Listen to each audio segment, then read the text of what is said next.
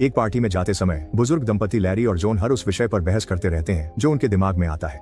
वे इतने विचलित हैं कि लगभग दूसरी कार से टकरा ही जाते हैं। जब वे अपने बेटे के घर पहुंचते हैं तो लैरी जॉन के हाथ पर लगी पट्टी को उसकी आस्तीन से ढक देता है और उसे याद दिलाता है कि उसे परिवार को अपने कैंसर के बारे में बताना है। जॉन एक दिन और मांगती है क्योंकि वह अपने पोते पोती के जेंडर रिवील पार्टी को खराब नहीं करना चाहती।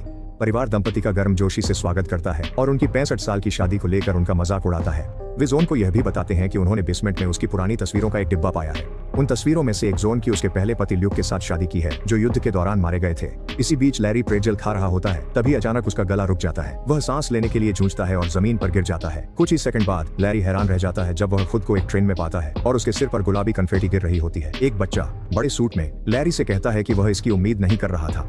जब ट्रेन स्टेशन पर रुकती है तो लैरी देखता है कि कई यात्री अस्पताल के गाउन पहने हुए हैं। वह यात्रियों के पीछे चलता है जब तक वह एक भीड़ भाड़ वाले इलाके में नहीं पहुंच जाता। जंक्शन पर जहां लोग उससे नासमझ बातें करते हैं, लैरी रिसेप्शनिस्ट से कहता है कि उसका अपहरण कर लिया गया है, लेकिन वह उसे आश्वस्त करती है कि उसका अपहरण नहीं हुआ है और उसे एसी के आने तक इंतजार करना होगा।